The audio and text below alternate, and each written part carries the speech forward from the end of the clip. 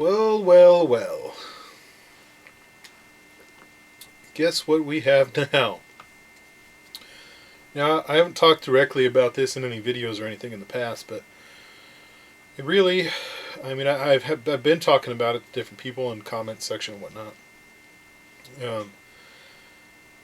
President Obama, now in his second term, surprise, surprise, someone from New York, I don't recall the name of the senator, introduces a bill, HJ Resolution, HJ Res 15, to repeal the 22nd Amendment, which is, no surprise, the amendment that disallows a second term by a president.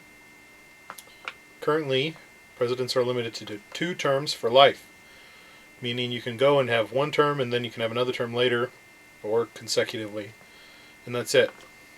So,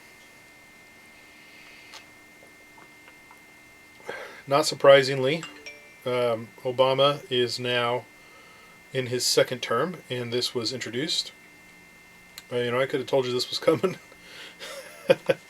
but I don't know. You never know. You never know with these jokers in Washington, and I really wouldn't be surprised to see a House resolution to dissolve the Union as we know it.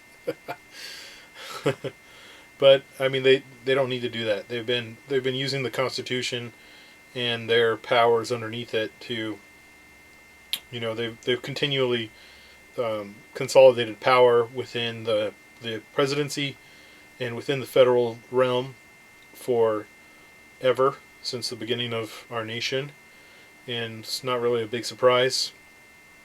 So, hey, this is the time to be politically active. If you're not, then, get back on the porch and shut up. So, really, I think that we need to get out there and do what we can to curtail this kind of stuff and really shed light on it, because this is what America's become. It's become essentially a fascist nation, or one that on its way to become one. So I think that this is the sort of stuff that needs to be pointed out to people in a rational manner, and do that in such a way as you can, however you can.